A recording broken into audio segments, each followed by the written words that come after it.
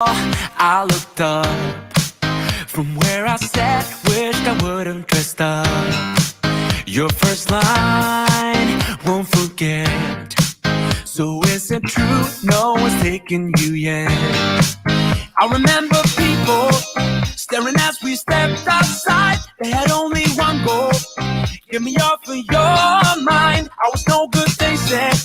You could do much better, but you gave them one middle finger and the door shut. 'Cause I know we are real as can be. Although we stick to each other, we're free. We still dream of what we could be. You still amaze me. Us lasting longer than them, standing stronger than them, let me think we are crazy. 'Cause I know we are real as can be. You still amaze me.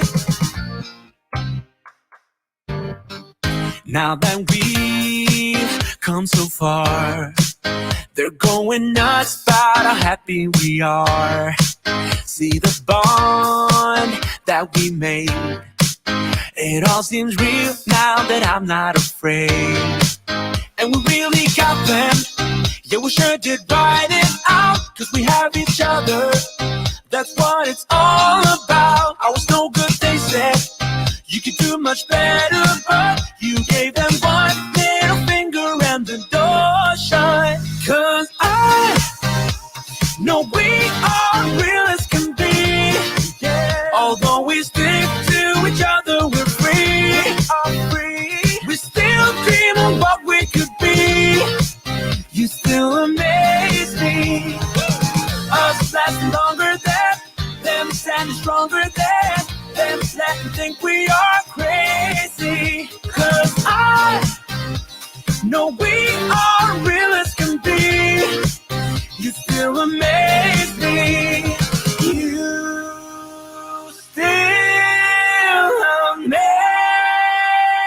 me. You still amaze me. 'Cause I know we are real as can be. Although we stick to each other, we're free. Yeah. We still dream of what we could be. You still amaze me. Us lasting longer than them, standing stronger than them, let me think we are crazy. Good morning, everybody. Hey, thank you guys for tuning in to another Advantage Live show. I'm so glad to have you guys here. My name is Adam Gullett. I am the Director of Growth with Century 21 Advantage Realty in Kentucky. I am always excited to have a Friday where I come here and provide some kind of value back to you guys with some amazing guests. Today is not going to be any different. We got David Knox with us. And if you don't know who he is, you will know after this. He is a great coach, trainer, speaker. It's going to be a great conversation we have with him. And we got one of our very own, Ann Reynolds, out of our Richmond office with us today. So it's going to be a great show. But as always, before we actually get into the show, this is the part where we just hang out for just a couple minutes, give everybody some time to settle in, log in, let all the systems know that we're live and all that, and we'll start the show.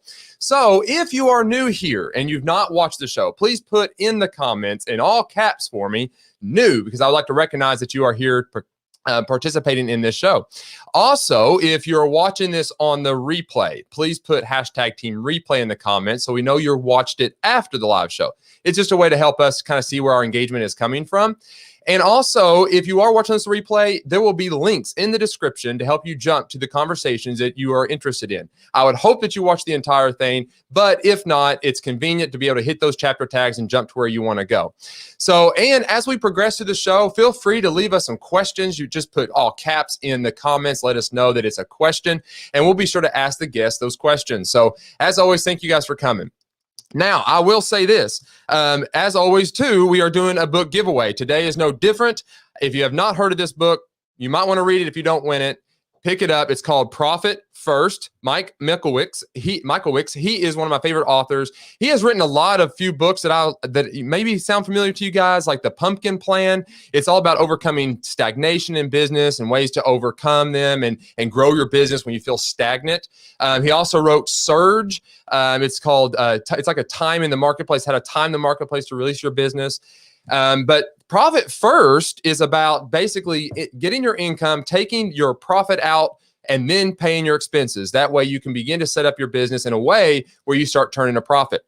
So the way you win this book today is by putting hashtag Advantage Live in the comments. And if you guys can go ahead and do that for me, just so I can make sure the system is working and collecting entries. So hashtag Advantage Live, that right there. If you could put that in the system, that way I can make sure it's collecting your names. You can do that throughout the entirety of the show. At the end of the show, we will do the drawing and do the giveaway. So awesome, guys. And I put in the comments right before the show started to leave us a quote, something good that you maybe learned and something you want to share with everybody here.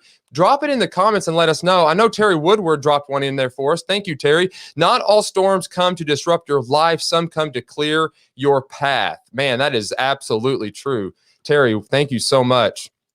And I was going to share this one with you guys too. And this was by Robert A. Cook. It says, say and do something positive that will help the situation. It doesn't take any brains to complain. It's so easy to default to the negative in our lives and not be positive. And making statements like that is a choice. You have to be intentional with making positive statements because trust me, the emotion to be negative and stuff just comes natural. So try to resist that. I thought that was a good quote. And we got some people leaving some comments there. Yes, it is working. The giveaway thing is capturing those. Thank you all. Let's see what we got here. Okay, yeah. There we go. Lisa Scully, be the change you wish to see in the world. That's good. That's awesome. Lisa, first time watching. All right. Summer school is over. Lisa, glad to have you part of the show. Thank you for coming in. Kevin, good morning from Lakeland, Florida. Kevin, thank you, buddy. Thank you for watching. Happy Friday, Stacy. Yep, happy Friday to you. Deb has a request. Deb Rocky, future agent spotlight request. Yeah, there you go. Adam Gullett, Jane Fluchik, and Steve Robinson. I'd love to know all your stories too. Deb, that is a great suggestion. We will absolutely do that. I appreciate that. All right, guys. Without waiting any longer, we have all settled in. Let's go ahead and start the live show.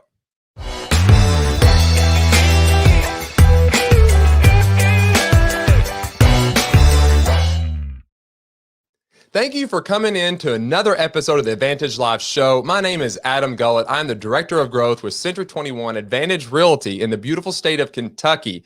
Today, we have some amazing guests like always. Today, we're going to have David Knox, President of David Knox Productions. He's a speaker, trainer, hours of experience, and just been in this industry for many years, knows the real estate industry, has seen many shifts back and forth. I mean, he's got the knowledge and he can help all real estate agents kind of navigate the new market and past markets and adjust as they go.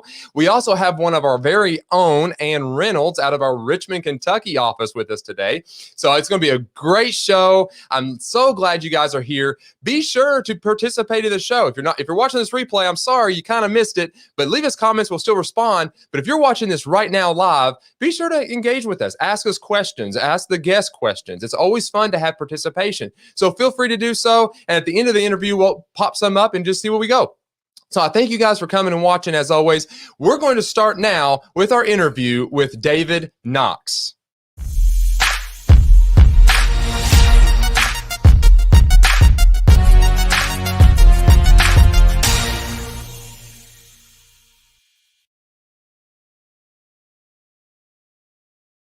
Now, before I bring David on, let me give him a proper introduction, okay? So David Knox is an icon in the real estate training world with 40 years of experience as a national training director, CRS instructor, and highly respected international speaker.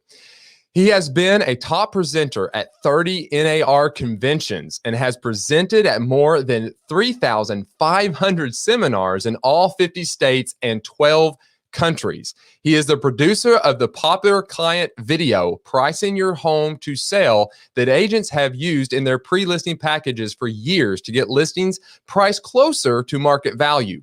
He hosts an online video training system called www.realestatetrainingbydavidknox.com. David Knox is also an international recognized real estate speaker and trainer. He is known for delivering common sense, practical methods in a very entertaining way, leaving audiences with solid techniques and the inspiration to use them. His specialty topics include real estate pricing techniques, negotiation skills, and overcoming the toughest objections. For the last 32 years, David has been the president of David Knox Productions Incorporated, creating seminars, online training videos, and consumer videos. Please join me in welcoming David Knox to the show. David, thank you so much for coming on. Thank you very much, Adam. Very good to see you. Yes. Thanks for having me on the show. Absolutely. You know, it goes back many years. We used to, when I had my own brokerage, we had you as our trainer and we piped in your training. And I tell you what, the practical approach to real estate that you deliver is top notch. It's easy to implement, but it's still relevant today, and you keep cranking out good material. So thank you for coming on. Well, seriously. Thank you for having me. It's a pleasure. So before we get into like anything, I always like to just do a little bit of rapid fire questions just so the audience can know who you are and get to know you a little bit before we get into the actual conversation. You okay with that? Absolutely. All right. So are you a reader? Oh gosh, yes. All right. I figured as much. I'm a big avid reader, love reading. So right now, what kind of books are you currently reading? I went back to Think and Grow Rich. You know, you don't want to go back to the 30s. So I went and took myself through that. Fanatical Prospecting by Jeb Blunt was probably one of my more recent business books. And actually, by the time I get home, got the hour before I go to sleep, I like to read spy novels. So anything by Tom Clancy, Nelson DeMille, one of my favorite all-time books, again, nothing to do with business at all, is A Gentleman in Moscow by Amor Tolls. That's the only book I've ever read twice. Oh, that is awesome. That's kind of similar to kind of the way I do my reading. My morning reading time tends to be business, leadership, that industry specific. And then I try to do some kind of biography or novel and then at night. So spy novels, that's pretty good. And what was the other book? The Think and Grow Rich one we actually just did as a giveaway, I think last week. That's one of my absolute favorite books. But what was the other one? The other is called Fanatical Prospecting by Jeb Blunt, spelled Blount. And about 80% of it applies to real estate. 20% is more business to business. So, but the other stuff is absolute. It gets into the importance of connecting with buyers and sellers. Oh, okay. I'll have to check that one out for sure. And the audience, be sure to check that one out. That's great. All right. Here's another one for you. What was your first job? First job, bag boy in a local grocery store. All right. I got fired from that because I tried to get too much stuff in a woman's bag. And then I was a gas station attendant. I got fired from that. We talk about congratulations, you're fired. Thank God I got fired from some of these jobs. And when I talk to kids, they say, "Oh, these are crap jobs." And my answer to that is, there is no crap job. No. You learn from all of them. And if nothing else, you'll learn you don't want to do those jobs. That's you exactly do not right. Spend your life in a minimum per hour job. You want to get into a career and get out of that. People talk about the minimum wage, and I think the minimum wage is for people who are kids, not those who have kids. So I learned from that. But I learned customer service. And then when I got into college, nobody was hiring anybody. So a friend of mine and I said, well, nobody's hiring. I'd rather be an employer than an employee. So let's start a business. So we started a company called Knox Reedy Painting Company. We painted houses, the college painters. And we did that every summer. We made quite a bit of dough. And we bid by the job. And we said, okay, here's what the job's worth. There's 4 of us. We divide up 4 ways. And when it's done, you get paid. So the faster you get done, the faster you get paid. But if there's any mistakes, you got to go back and fix them. Yeah. Oh, that's the key, right? I mean, customer service, the customer's always right. So painting, that's good. Yeah, that's a good college job too. Cause again, it's kind of, you can pick the job you want to do and it's good money. Like you said, that's wise. All right. What's your hidden talent? Well, some of my past hobbies, I was a private pilot back in my 20s, scuba diver, race car driving. I got my racing license back in, early 80s. I raced against Paul Newman at Lime Rock for a number of years. I raced it. In fact, if you do a Google search on Lime Rock Trans Am 1986, I was in that race, and I entered as an amateur. I had an overweight, underpowered car, but I didn't care. I just wanted to play in the game. And they started me DFL, dead freaking last. I got in at promoter's option. And but I started the race, and it was pretty cool. You know, the national anthem, helmet on your hand, TV, and the race took off, and I just loved it. Paul Newman came up on me, and I thought Paul Newman ended up winning the race. He lapped me 5 times. So I know I was on TV 5 times. But I thought, you know, I don't want to be the guy to take out Paul Newman on his home track. Yeah. And I often use that story to help agents understand that even if you don't win the listing, sale, prospect, whatever, that some of the greatest fun and challenges can be in the dumbest things you get involved in, the most ridiculous people, that you've got to treat it as a game and just enjoy it. I won my first race. I won my last race. And, but the only one I ever talk about is I was in a pro race with Paul Newman. Yeah. And since then I do track days. I've been into Porsches forever. I was an instructor for the Porsche Club for a number of years. And I bought a new GT3 in October. I've had on the racetrack 13 times. And, so that's, and then wow. I played drums in a rock and roll band. And then somebody taught me how to play guitar, so I did that as well. So kind of a varied list of interests. I would have never guessed those things, to be honest. But that is awesome. So you're like a thrill seeker in a way. You like adventure. I get addicted to vitamin A, adrenaline, absolutely. In fact, this morning on my way here, you know, it's just a 2-mile drive, but if I turn north on Highway 100, there's Highway 100 and crosstown freeways where you get those loops. Oh yeah. And I just need my morning dose of vitamin A, and I just go through those corners, and I hold it at 55 or 60, and I just keep going around doing laps and go, oh, that was fun. And I get in the office, I'm ready to go. So most people might put music on, you know, like headphones, some jams. You're driving your car like a race car. Yeah, my cars have radios, but I've never used them. I heard they have radio. I didn't even know how to work the things.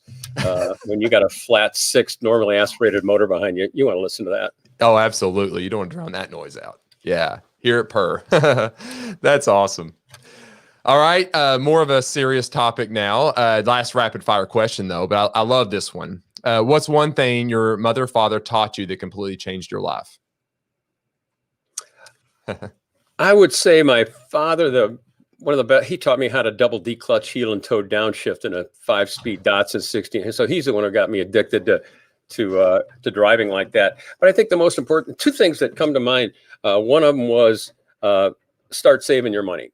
And I said, yeah, but I'm not making enough to save. He says, you'll never make enough to save if you don't start saving. And he said, take whatever percentage of your income and put it away and hide it from yourself. And I remember saying something to, this was a long time ago, of course. And I said, yeah, but I'm going to save all this money, but inflation's just going to make it worthless. And he goes, you're better off with a lot of money that's worthless than no money. Yeah. It's worthless. And as a result of listening to my very conservative financial father, when the market crashed in 2008, I was able to weather that storm. So I still pass that advice on to people. In fact, in my Zoom yesterday with a bunch of realtors, I said, yeah, you're in a market, you're making hay while the sun's shining, but you flat out better start saving money because the market's going to go the other way. Don't think absolutely. You don't think this is going to last forever. Yeah. So start saving your money. And my mother and father were very different. And my dad, you know, I don't know if we can afford this. We got to save some money. And my mother was, oh, honestly, Charlie, let's take a cruise. So I have a little bit of both into me. And my dad actually wrote a book on CAD CAM, computer-aided design, computer-aided manufacture. You talk about left lane engineering guy.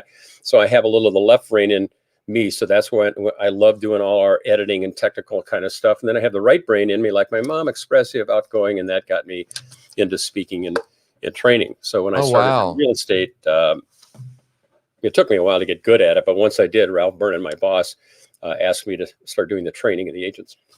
Well, that actually goes straight in. Let's go right into the next question then, because that's a perfect segue for that. So walk us through that journey, right? Like that led you to where you are now. Like where did you begin and how did you end up being in David Knox Productions? Well, this partner of mine, a guy named Dar Reedy, he and I decided to get in the real estate business together. He came over and said he was going to get a license course. And I said, well, there's nothing on TV. I might as well join you. So I did. And for the first 6 months, I was with the company that, you know, was horrible. I couldn't sell mittens in a blizzard. I was still in my party mode from college. And it wasn't for quite some time that I finally cleaned up my act. And then Dar and another guy named Ralph Burnett started a company called Burnett Gagner, big company that ended up getting sold to Merrill Lynch in '82. And then they bought it back, made it Burnett Realty. And then they sold it to, Prudential got in the business and they bought it back from Prudential. Anyway, and then they sold it to Coldwell Banker. So it's a long history of. Oh, wow. So when I started with the company, it was like 8 or 9 agents. And when I was doing training, it grew to about 2,000 agents. And so I was just happy to be, the training director, and I wrote the 4-week training program. I got managers involved, which I think is critical. I got top agents involved, and it became one of the leading training in Minneapolis real estate area. Wow. And what year was that? I think it was 77, 78 when he made me training director. Wow. And then in 79, I became a CRS instructor. I decided I wanted to do more national speaking, and I tried out to be a CRS instructor, and I passed. I was in Hawaii in 1979, and I passed. And I had taken a course by Lou Tice called Achieving Your Potential. To this day, some of the greatest self-image psychology training ever. And I did just a very simple thing. I found out where the audition room was the day before, and I went to it. And I'm expecting this big hall. There was going to be lots of people watching me on stage. Well, there wasn't enough room to change your mind. It was a little tiny thing with a table with 6 people and a couple of chairs. I went, oh, am I ever glad I came here to see what this is like? I mean, this was a real intimate presentation. So I went back to my room and did visualization, which, Think and Grow Rich. And, everybody teaches that the power of visualization. Every professional does it. Race car drivers, skiers, everybody does it. So I went back to my room that night and I visualized giving my presentation in this very confined environment. So when I walked in, I was comfortable. I knocked out the interview and I passed right away. But then my first CRS course was in Albany, New York in February, and I sucked, bombed, and died. And the worst presentation I'd ever done in my life. Back in Minnesota, I'm a hero because I'm a local trainer. Well, they always like you at home. Well, now go to a national New York audience. Forget about it. They pay $300 to be there. And this young punk kid gets up there tripping over my microphone cord, asking stupid involvement questions of the audience. Just horrible. And at the end, the rule of the CRS instructors was to sit down and critique. And you go back to the senior instructor's room and you sit around, and with guys like Howard Brinton, Bill Barrett, Dave Beeson, and Del Bain. Del Bain was like he's like the godfather of the CRS group. Yeah. And then when I was all done with my seminar, I said, so Del, how did I do? And he goes, I took some notes. Oh, no. Oh, wow, you took some. Oh, okay. Well, I must have really done. Well, he's got a whole legal pad full of notes. And we get back to his room, and he said to me, would you like some feedback on your session? Yeah. So how do you think I did? And he goes, let me ask you something. This is your first national speaking engagement. Is that right? And I went, uh-huh. He goes, it shows. Oh, he says, hurts. You know what? Let me just ask you, do you really want to do this? And I went, oh yeah, I've set a goal. I've written affirmations. It's really one of the things I want to do. I've envisioned this. Yeah. And he said, I think you're in over your head. Oh. And he said, if you want, I took some notes. I'll go through them with you if you want. And I went, well, sure. And he said, well, let's start off with, what you did right. He says, you got up there. You attempted. Yeah. Anything else? And he goes, not really.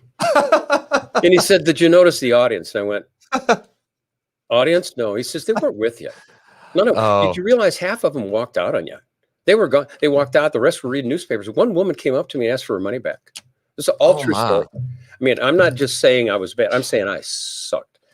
And the next day I stayed up till 1 a.m. I went back to my room. I was in tears and I went, I thought, my first thought was, screw him. They like me at home. I don't need to do this. And I thought, well, that's not a mature response.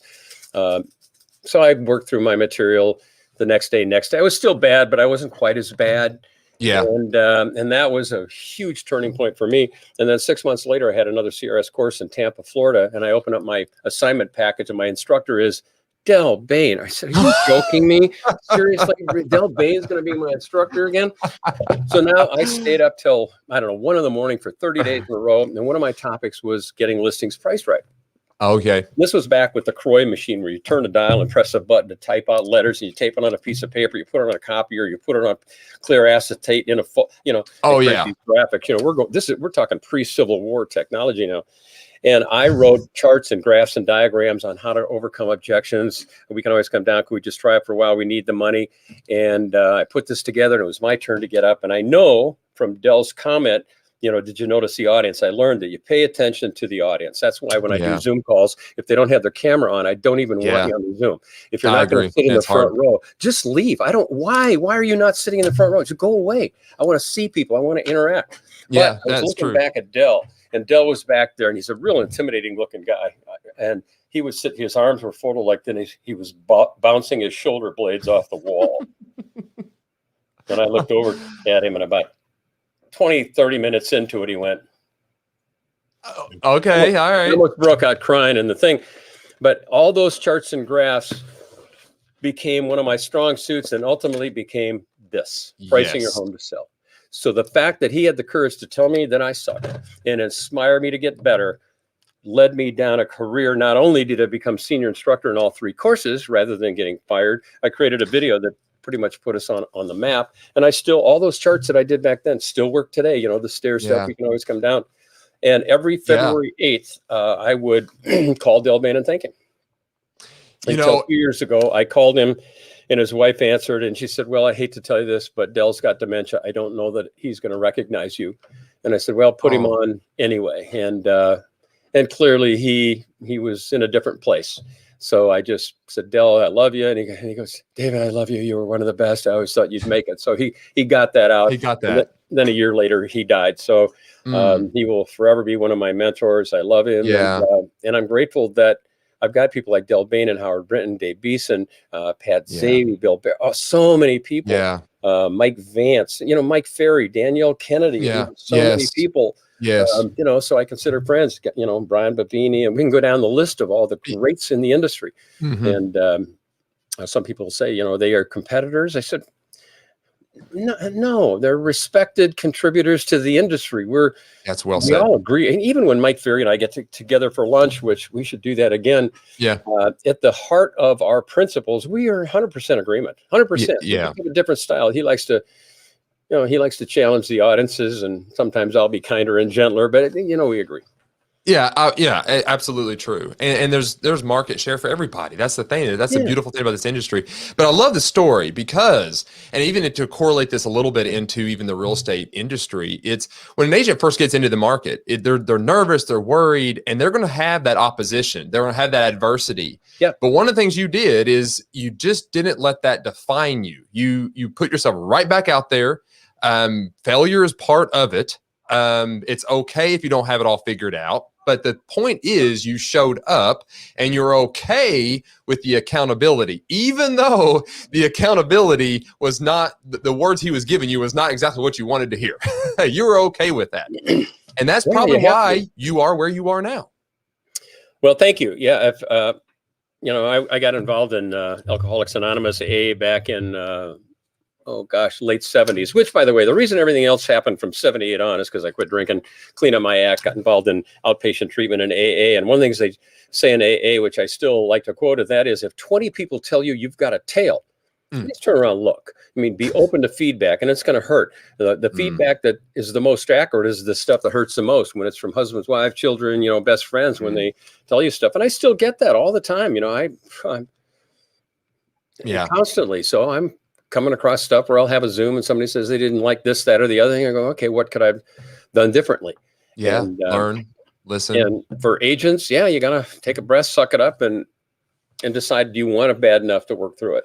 Yeah. That's well said. Let's transition then a little bit into the real estate market now. Let's talk about that. Let's talk about some practical methods of building a real estate business. Things that agents should be doing just every single day. What some advice would you give an agent out there, new, experienced? Before I do that, I want to wrap up I think you and I talked about, the worst speaking experience. Yes. I want to flip around the other side, just kind of talk about that. I had a couple of best ones. I'm always careful to not mention company names and things like that. Gotcha. But in 1990, I was invited to speak at a huge convention. And I thought, wow, this is an opportunity to speak to a company I haven't spoken to before.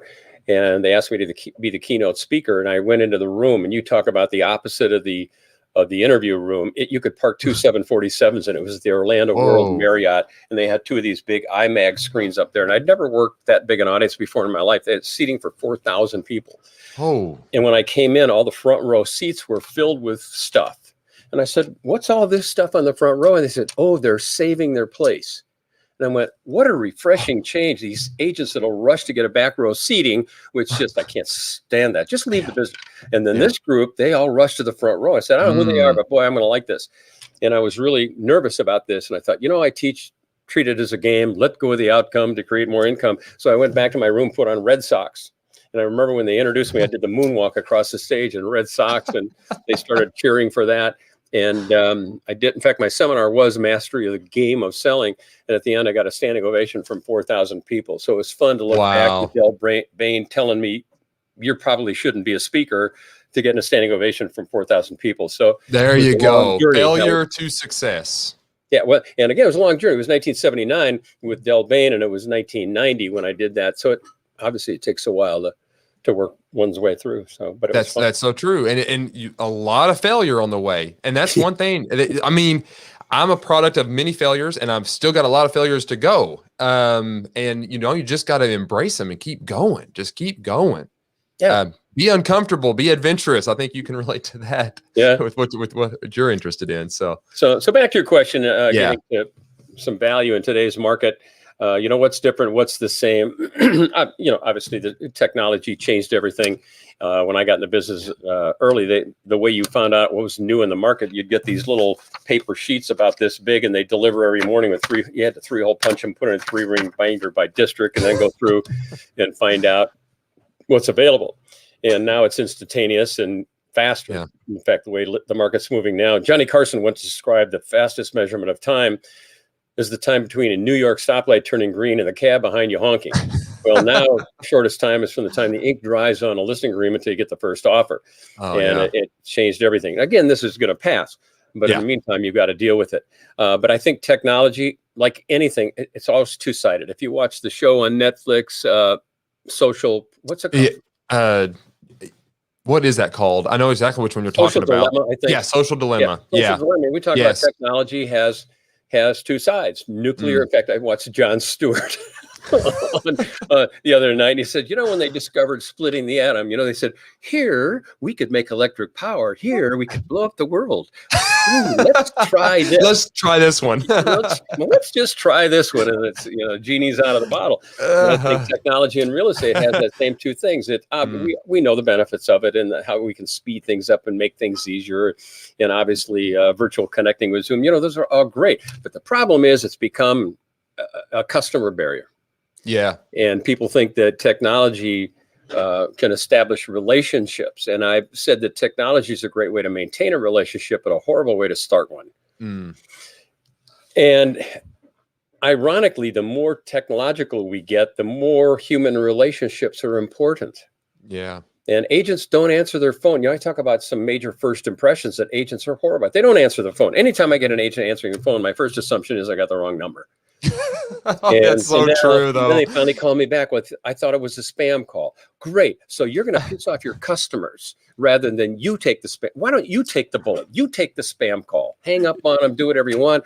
But why should your customers have to pay the price because you don't like spam calls? Answer the thing, delete it, clear out your voicemail. Yes. And they say, well, I'm really busy. Well, if you're busy, hopefully you're busy making money, profit That's first. right. And if you're making money, hire somebody to answer the phone. Send it to your kids. Send it to your dog, But answer the phone. If it's axiomatic, if somebody dials your number, they do want a personal conversation. If they wanted to not have a conversation, they'll text, they'll email, they'll whatever.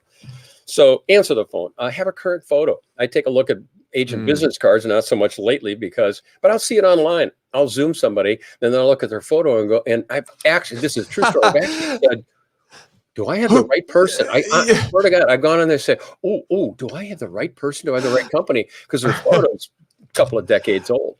Oh, and yeah, I've had that experience. If you have a good photo and, it's 20 years old, they look at you and the first thought is, oh my God, did anybody else get hurt? And emails, I get emails with no signature on them. It just signed Bob.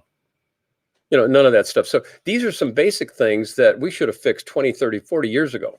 Well, that's true. I mean, technology, as far as like email and voicemail and those type of things, they're aids. I mean, but it's all about relationship. And you're right with the phone. If somebody has made a phone call to talk to you, that is very important because a lot of people don't do that anymore. If that person's calling you, that's a rare thing these days. You need to take that call because I guarantee you that's a buyer seller, or at least they know somebody. Well, whatever. It doesn't matter. Yeah. Answer the phone. And if they want to email, text, communicate in the style that they choose and tell. But as Bob Wolf said, one of the top agents in the world, literally says, David, I've never sold a listing. I've never gotten a sale. I've never done it by text or email. If I don't get them on the phone, probably not going to do business with them. So play with their little means. And then, if you got the text, you've got their phone number. And if you want to be respectful, say, I got a great property. I'd prefer to tell you about verbally. May I call? Or worst case scenario, just call. You already don't have them as a prospect. How much worse is it going to get?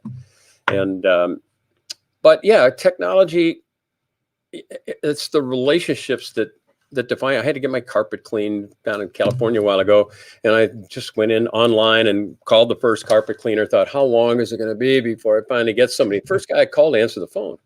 I said, is this a real person? Yes, this is me. How can I help you? And I gave him a big tip. And so anyway, build relationships with people. And before we started, we were talking to Ann about past clients, and she is fortunately very, very good at connecting with past clients. How do you do it? Pick your way. That's email, voicemail, telephone, event. Event marketing is a great way to connect with people. And well, and I'll add this. So if someone goes to your website and they get some of your training, which I say you need to do because it's practical. I'm not going to use the word script. I would say dialogue that you can use to engage. I think a lot of agents are afraid to make the call because they just don't know what to say. They don't know how to say it. They don't know how to deliver it. Yep. And you give them practical steps on your videos and stuff on exactly that. And as far as we got all this great technology, I don't disagree. CRMs, everything is great. We got to have those nowadays. Absolutely. But there is something about the phone call. And that is a very valuable thing these days. And knowing what to say is key. Knowing what to say is key. And that's why your DVD is still relevant. Yep. And I don't like to teach people what to say. I like to teach them what to ask. Oh, there you go. So all my scripts and dialogues, most of them are just good questions to ask, open questions. The two most powerful questions that you can be asking right now today and for the rest of your life in the business forever, period. Tattoo them on your hand. I actually have our members, I have it where you can print them out and put them on your clear case on the back. The first most important question you can ask any other human being for the rest of your life is, how much longer do you plan to stay in your current home? How much longer do you plan to live here? When are you planning on moving? Win, win, win. Not, do you plan to sell? In fact, I got a call from a guy. Good. I got a call from a guy a little while ago. It was a cold call. And I thought, he said, hi, Mr. Knox, do you own 304 Loch Lomond Road? Yes, I was just calling with such real estate company, just calling to see if you're planning on selling. And I said, well, interesting, you should call. First of all, I'm in the real estate business. I do training. So I congratulate you on, making a cold call. You're in the top 1% of the planet Earth that you can do that. And I said, but I do training. Do you want some advice? And he goes, well, sure. You asked me, do I plan to sell? It's a closed, dead end question. I'm going to go, no. And that's it. Conversation over. I said, you have to build an open question, time-based. I said, here's the question. And if you want, you write this down word for word because nobody gets it. I've done this in seminars. I give it to them. They still screw it up every time. So write it down. And it's how, you can go, Mr. David Knox, you still in the process. So, by the way, how much longer do you plan to stay at 304 Loch Lomond? And I said to him, I'd probably give you a better answer. I would have said, well, I got a fiance visa in process. And if it goes through, we'll probably stay in this home. If something doesn't work out, I'll probably going to sell this, go someplace. I would have given you more of an answer. And he said, well, thanks very much. Well, then I got a handwritten note from the guy. Oh, wow. And he said, David, thank you for your words of wisdom on the phone on 9/30/20. I actually had success off it today. So, he did two things that, 99% of realtors are scared to death to do. One, he got on the phone, he called, made a cold call. And number two, he wrote a handwritten note. So some of these fundamentals work. And in a market like this, in fact, at this same location in Rancho Mirage, I'm on a golf course and a guy came by, got off his golf cart, walked over to my wall and said, do you own this home? Yes. My wife and I are looking for a place along here. Just curious if you're planning on selling. And I smiled and I said, well, no, but I appreciate you stopping by. I said, I'm going to use this in my next Zoom to realtors. And he said, well, then let me ask you this. My wife and I really like these south-facing homes. Do you know anybody else who might consider moving? So he asked the second question, which is, of all your friends, who do you think would be the next to move? And I said, there's a friend of mine down there renting So if she's renting, it means they may want to sell it. But you got to get off your golf cart and knock on doors. Agents today have to be as motivated to get listings as the buyers are. They're getting out of the car, they're driving around, they're knocking on doors, and they go, I don't like knocking on doors. Well, great. How's that working for you? And I get there's gated communities and condos. Yeah, I've heard all the excuses. Oh, you can find excuses. Excuses exist. No doubt about it. And by the way, I don't mean to mock that. Obviously, you don't violate do not call. You don't violate the do not solicit. But if you're in a building where it's do not solicit, do not knock, my God, how about mail? Mail to them. Yeah. Talk to the owner of the building. Say, hey, could I sponsor a little event down in your lobby someday? Yeah. We're just going to do coffee, lemonade, whatever. And everybody comes through the lobby, they get something. I don't know. You got to be thinking how to have a conversation with another human being.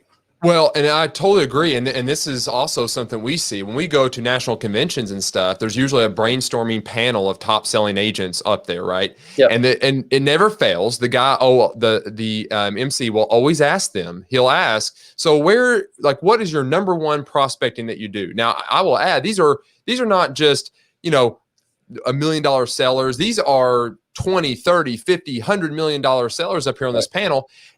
Across the board, they all say they door knock. I mean, these people are well in the six figures of income and they're door knocking. So, and it's every single year. You're right. It's two top agents in the Beverly Hills area. They've become kind of a famous team, Berman Candell. And I've known him for years and years and years. And we were bringing up door knocking. And people say, oh, gosh, in Beverly Hills, you would never door knock in Beverly Hills. They door knock in Beverly Hills. I haven't talked to them later. Man. For being on the show. So anyway, these two agents will knock on doors. Can I borrow a cup of Chivas Regal? Whatever. And by the way, the purpose of this isn't to convince people to just knock on doors. But I will say this: if you have a listing, you flat out better take that one listing, better create two more by list this card just sold cards, knock on doors, neighbors only, open house, and then you have a good excuse to knock on the doors. Hey, I'm David Knox. I've got Tom and Susie's home in the market. This is a courtesy call to see if you might have any questions on it. Oh, thanks very much. Yeah, my husband and I were wondering what the asking price is, and then you can have those conversations. See how easy that is, guys? You see that? That's simple. I mean, just the way he delivered that right there is all you got to do.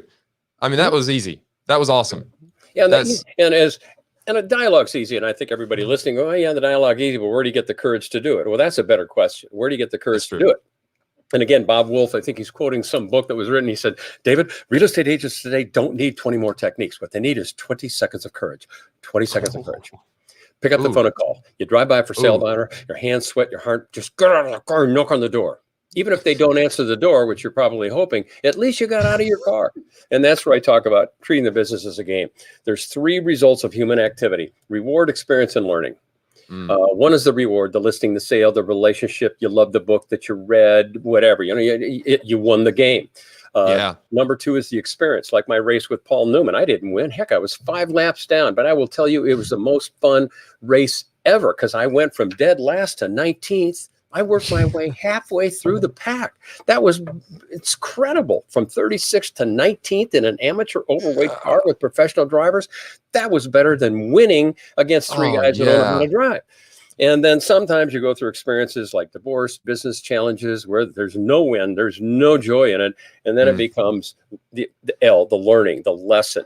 And so my experience with Del Bain, I died. I hated the experience, but I learned a lot. So if you're going to lose something, great, but don't lose the lesson too. Yeah. Ooh, that's good. Yeah. Hold on to that. I'm a big fan of journaling your day. I'm not talking about long journaling, but at least capturing highlights like that, things that I need to learn and remember. And I encourage people to do that. So before we wrap up, let's talk about real estate training by davidknox.com. Tell everybody exactly how to access that, how it's set up, and what they can do to use that. It actually began years ago when the market crashed. I'd been doing videos. Are you still there? By the way, I just saw myself on full screen. Good. Yeah, you're on full screen. Good. I started doing video training years and years ago. It was on VHS and then DVD. I did a series called The Mentor Series 2. And people loved it because I did role play demonstrations of all the skills of real estate. And when the market crashed, brokers needed training, but they didn't have any money. So we said, obviously, that we need to go online. Bandwidth wasn't very good back then. but it was good enough. We put some low res 4:3 aspect ratio videos on. We started with 70 videos. We now have about 700. And I've used the analogy that we are now like the Netflix of real estate training. There's a lot of great training courses out there that are little 7-day hits, 10-day hits, things like that are really, really good to go to. Our focus is the 24/7, 365 online training available to all agents at all experience levels all the time. And we've got, I don't know how many hundreds of companies signed up. And then, we've got the mobile app called, where did it go here? Knox Training. And then when our members tap on that, they can access, what's new for June and all the different videos we have on listing, selling, pre-listing tips, low appraisals, overcoming objections, pricing, commission. And I'm the presenter on many of them, but we have 80 or 90 faculty where we go out in the field and either follow around in transactions or we interview them. And it's pretty reasonable. It starts at $147 a month for a small office of 25 agents, and then it goes up from there. But it's like a subscription to cable TV, about the same price. But there's no commercials, there's no politics. It's just good, solid training delivered in average length, 12-minute videos. So if anybody out there is a broker owner and would like to have something for sales meetings and training sessions, you can go to davidknox.com, and there's a little click on training and go down and get a free trial. And I'm happy to do a Zoom demo as well. But we, in fact, we're releasing, what's the date today? In a couple of days, I'm going to release 4 segments of Real Estate Live number 43, featuring an agent from Seattle, Genevieve Stoll, who talks about how she started it as a new agent in a new market, knowing not a single person. Oh, wow. And she goes through that because a lot of agents ask. And then the next 3 segments on how she works buyers through this insane market. So you talk about videos. This is absolutely current. I mean, we recorded her a couple of weeks ago, and we're still very much in the market that she's going to be talking about. It's really good, relevant conversation. Yeah, and content from real agents. It's it's from she's doing someone in the field. In the field doing it, and we try to feature that as much as we can. That's awesome. Yeah, I like your comparison, Netflix for real estate agent, because that's absolutely kind of what it is. That's the best analogy. Yeah, that's great. Like I don't know, like 1,000 downloadable documents, graphs, charts, checklists, all kinds of printable materials, Excel spreadsheets that people can use. Like one of our Excel spreadsheets is a multiple offer checklist. Yeah. Where all the way across the top are the offers and all the way down the left are the criteria of a contract. And you can type it in, fill it in, print it. And when you're presenting offers to the sellers, before you go through this 27-page contract, you just say, let's do an overview. How do you like, which two should we look at first? And in fact, I said you can use that with a buyer. How do you get a good offer out of a buyer? Say, this is the multiple offer checklist that owners are going to look at. Here's all the criteria. How can we improve on every one of these? Price being obviously the dominant, and then after that. That is awesome. Yeah, super easy to use it. I've used it in the past. It's phenomenal. It's got great content and handouts, like he was saying, like things you can use, practical, and relevant. Before you go, David, Stephen Robinson, he's the principal broker owner of Century 21 Advantage Realty in Kentucky. He's a Mr. Knox. Thank you for being on the show. I so appreciate you sharing your knowledge and insight with us today. Thank you very much, Stephen. Appreciate it. Well, David, thank you so much. You're always welcome back. If you ever want to come back on, just hit me up. I'd love to have you back anytime. Good deal. Pleasure to see you, Adam, and everybody else that's on. Thanks for tuning in. All of you have a good weekend. And my final comment, I want every one of you with a past client, I want you to call them up and pick one and say, thank you for your business. Start with the first buyer seller you ever had, call them up and just call him and say, thank you for your business, and see where that conversation goes. Oh, that's great advice. Perfect advice. David, thank you. You're very welcome. And I'll let you get on with the show. If I can do anything for you, you let me know. Absolutely will. Thank you, sir. All right. Thanks very much. Bye. Awesome interview. I tell you what, a lot of information there. Please check out his website. We'll bring that back up on the screen. And here it is. Let's see. Here we go. Be sure to check it out. Real Estate Training by davidknox.com. Check him out. It's got great videos, good content. Awesome. Great interview. Thank you, David, for showing up on the show. And now let's go ahead and start our interview with one of our very own, Ann Reynolds, out of our Richmond, Kentucky office.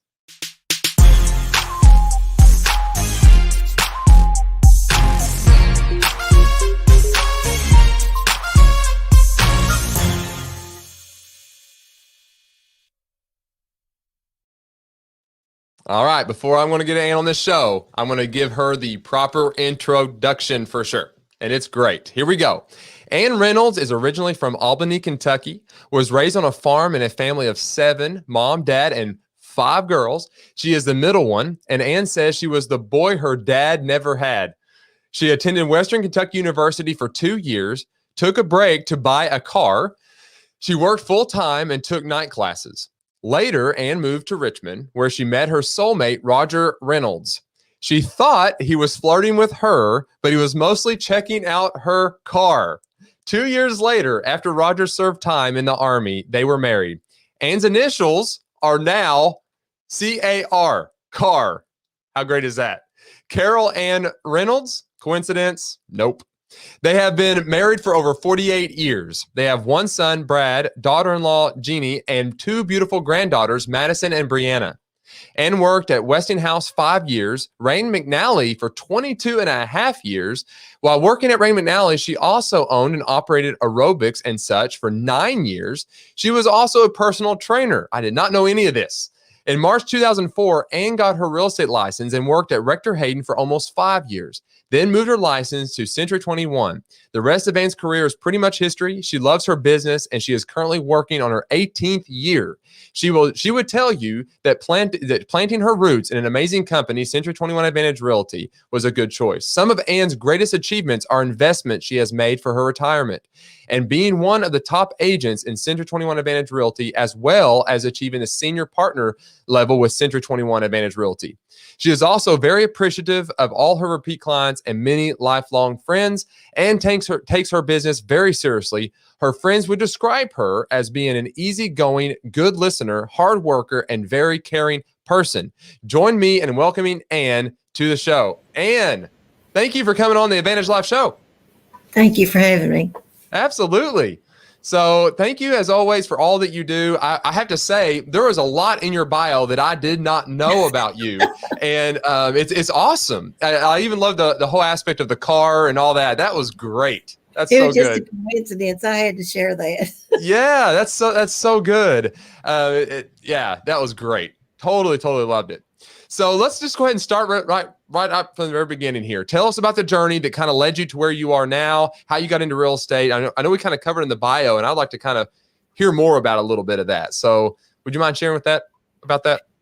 Well, I'd always been interested in sales, and when I worked at Westinghouse, I worked with actually Don Foster, and I'd always told him, he was just starting to get in real estate, and I told him, I said, if I ever get in real estate, I'll call you.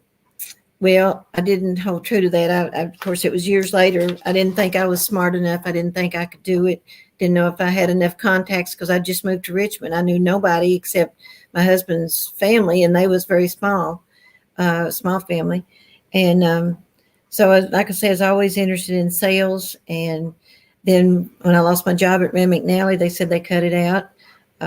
I talked to Bobby Johns. He lived across the road from me at that time, and it was just something I was always interested in, and I thought, might as well go for it. I'm too old to get another job. I was right around 53, so I thought, well, my ex-manager, he had 2 careers, so that's what I decided to do, and I just jumped right in, and I was so determined to get it. And if you really believe that you can do something, you're determined to do it, you can do it. I'm living proof of that. That is absolutely true. You are, and you're right. If you're determined and you want something enough, you will get there. Yeah. And it does take that determination. And so Rain McNally, you were there for 22 and a half years, right? Mm-hmm. Yes. So what year was that you that job came to an end? Was 03, about, it was June, it was in June of the last part of June of 03. And when they said they cut out my job, I kind of panicked, because I thought, well, I'd always, and this is another little thing. If anytime when you pray about something, be careful what you pray for, because it will be answered. You don't get to set the stage for how it's going to be done, but it will. I would sit my office was down on the dock, because I was in shipping and receiving clerk. And every day, first of all, my granddaughter, she was born in 2000, so she's 3. I went every day. I just dreamed of and prayed about being able to take her to the park, to the pool, to just go on our little adventures, looking for rocks and stuff, just spending time with her. Mm. Because I just had the one son, so she was the little girl I never had. So anyway, I'd pray every day, and I just kind of sit there and daydream and look outside. And then one day it really happened. I lost my job, and everybody else that had got, been laid off before, they had been got to draw unemployment for 2 years. Okay. So when I got laid off, I'd get up at 4 o'clock. I'd work out. I'd get my shower. I'd get ready to go to work and sit down at the table at 6:30 because I had no place to go. Mm. And so after I got through feeling sorry for myself, I decided I'm going to enjoy my granddaughter. So that's what I did. We had a ball that summer, and I took her everywhere and done everything that Brad would let me take her because they said I was spoiling her too bad. Imagine that. And That's then okay. when my unemployment after 6 months, that's all I got to draw. I decided, Wow. I called my husband one day. I said, he was at work, and I told him, I said, Roger, I want to do something I want to do all my life that I've wanted to do all my life. And I never discussed it with him. Of course, he said, Lord, what's that? And I told him, and he said, oh, okay. He said, just go ahead. So you guys, I didn't have any money. Of course, we were okay money-wise, Roger and I, but I've always been very independent. I myself didn't have any money. And I used my when I left Ray McNally, my severance pay, and that's how I paid for going into real estate. That was huge for me because I made about $22,000 or $23,000. That was my gross pay at Ray McNally, and Wow. I didn't think I was ever capable of doing a job like this. Yeah. And so I jumped right in, and I went to school and started, and I had my license. I think I got my license on the 28th of March, and the rest is history. The first year, I think, I don't know if I'm supposed to say this or not, but I can say it kind of, Yeah. I made more in those 8 months. I made $28,000. Wow. And that was, and I thought I would died and went to heaven because because I was only used to making like 22 and 23,000 if we worked overtime, and that was from 5 to 5 the hours.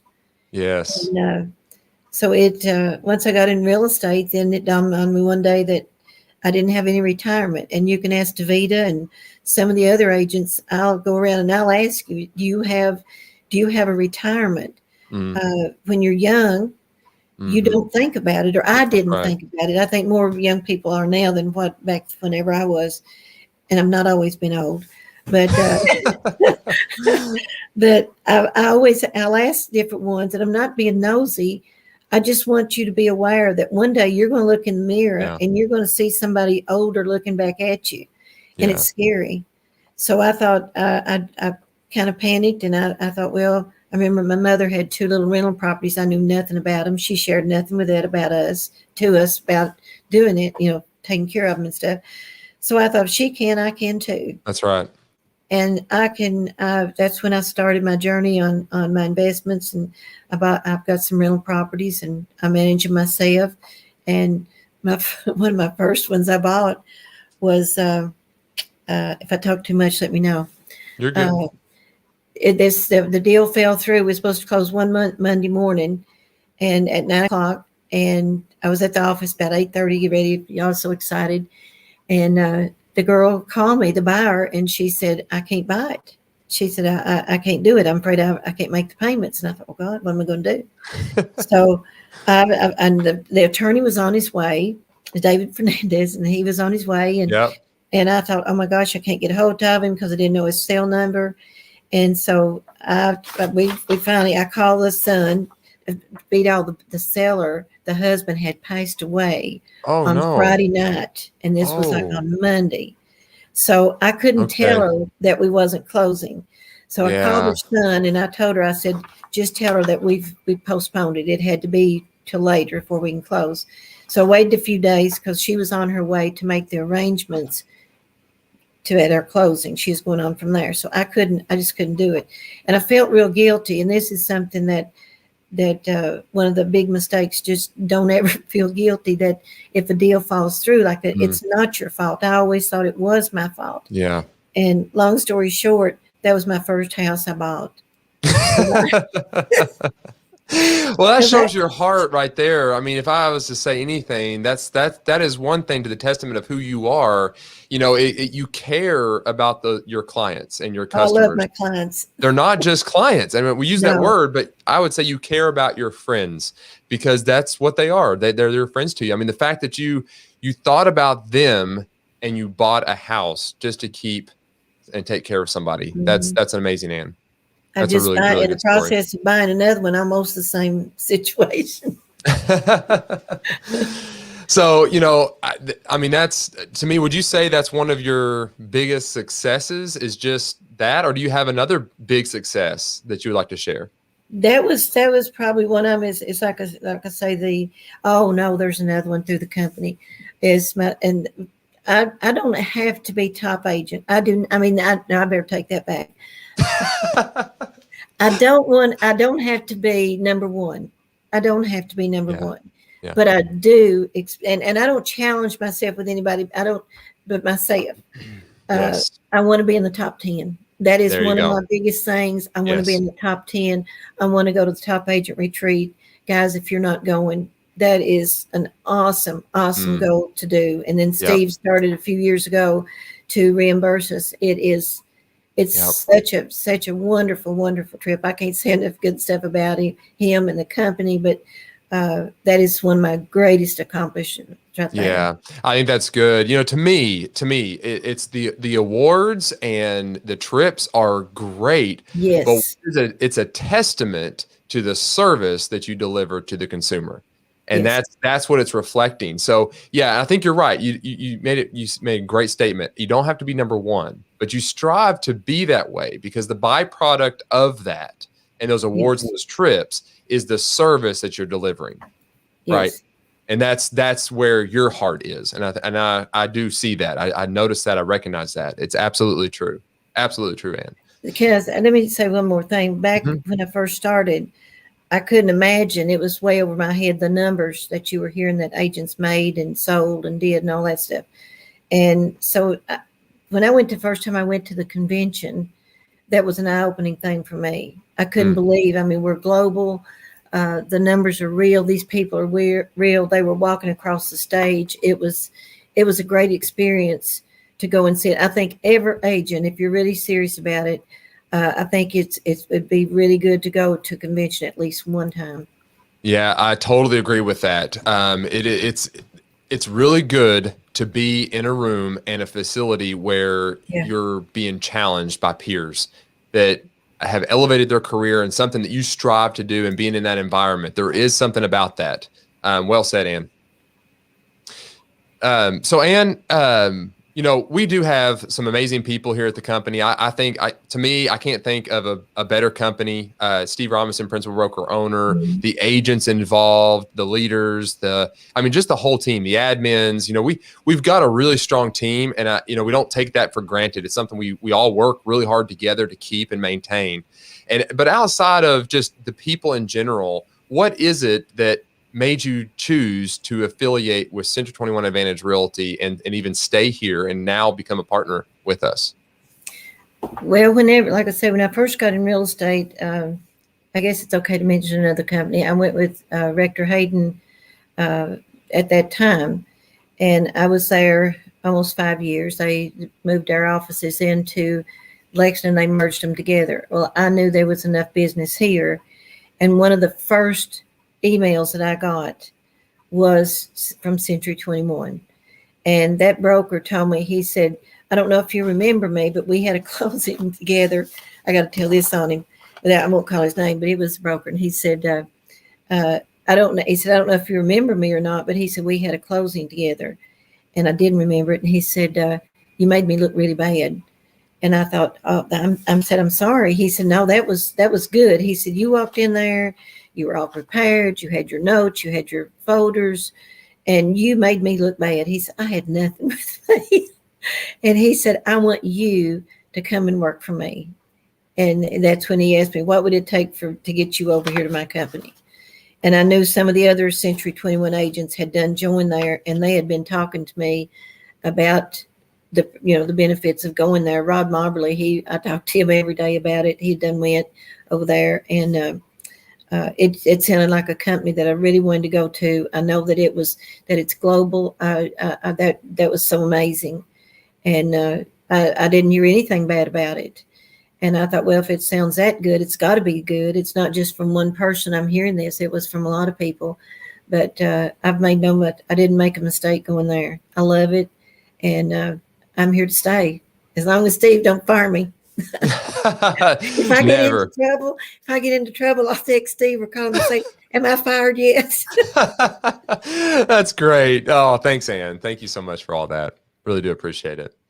So, Ann, if there was, every past and future client was watching this, what would you most like them to know about yourself and your service?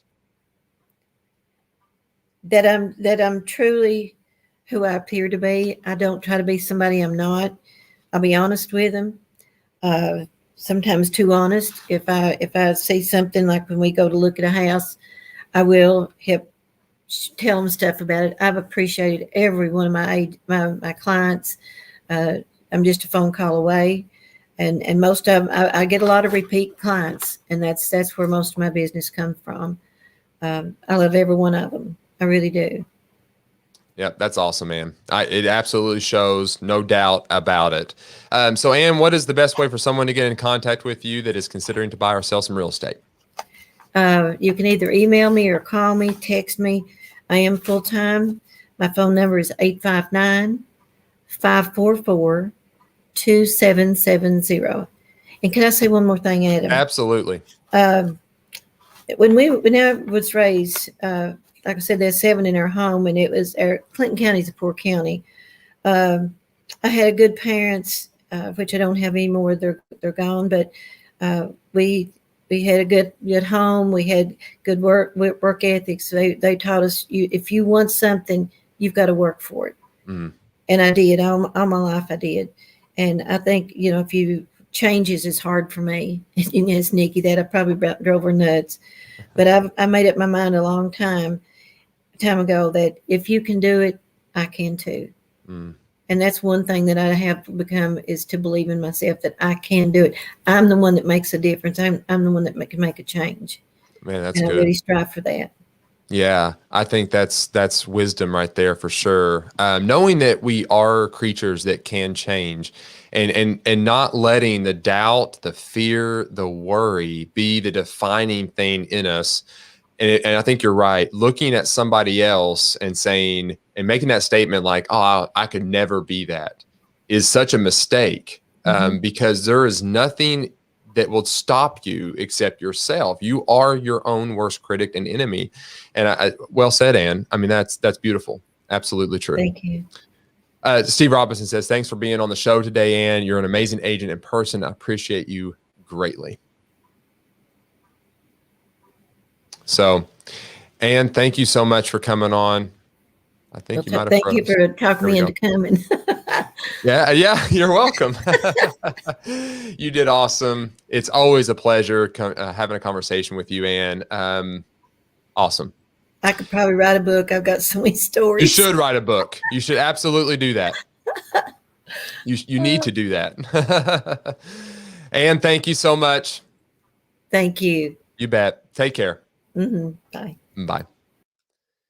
Oh, and she's such a genuine realtor. She cares about the consumer, and she's right. They become her friends. I mean, majority of her business is repeat business. I mean, she gets some that is new, obviously, but she has built a business that is a referral business because she cares about them and she stays in contact with them. So agents out there, stay in contact, be genuine, let people know who you are, be relatable, connect with them. I mean, it seems like that's kind of the theme of this show, is picking up the phone and having conversations with others. And, that is what we're trying to do here. And that's, as agents, we need to be serving our clients and serving them and getting to know them and being there for them and supporting them. We help them in one of the biggest transactions and assets of their life. We need to understand that. And then And when they recommend us to somebody else, we need to realize exactly what that says. And that says that person completely trusted you to then represent somebody else with their biggest purchase. And we don't need to take that lightly. That is a very important thing for someone to do. Ann does that wonderfully. Let's bring her contact information back on the screen just for anybody that's wanting to buy or sell any real estate. So there you go. Ann Reynolds, 859-544-2770, or email her, and you can probably text her that number as well, but email her at ann.reynolds1@gmail.com. Reach out to Ann. It's awesome. All right. Davida, yes, Ann is a hard worker. Yes, Davida, she absolutely is. That is awesome. Real quick, guys, we're going to be doing the giveaway here right now. So we've got some people entering. Profit first is it. Please put in the comments right there, #Advantage Live, if you would like to enter the show to win this amazing book. It's one of my favorites. It'll help you streamline your cash flow into a better system that actually shows profit at the end of the year, which is what we want, right? Not for taxes, but we want profit to be able to do things. So profit is good. So I do want to thank everybody for coming. And before we get on to the show, let's talk about next week's guest. Next week, we're going to have Justin Landon on. He is the CEO of the Lexington Bluegrass Association of Realtors. We're going to be talking about the market, kind of where he sees it's going, sees the market going. I mean, he's got his finger kind of on the pulse, right? I mean, he's representing one of the largest associations in the state of Kentucky.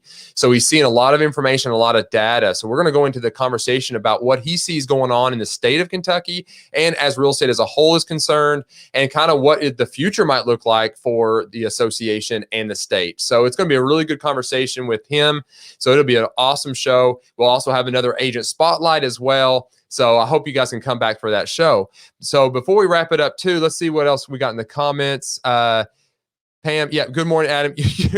That's great. You're different on my 54-inch TV. That's awesome. So I'm on a 54-inch TV. So that's great.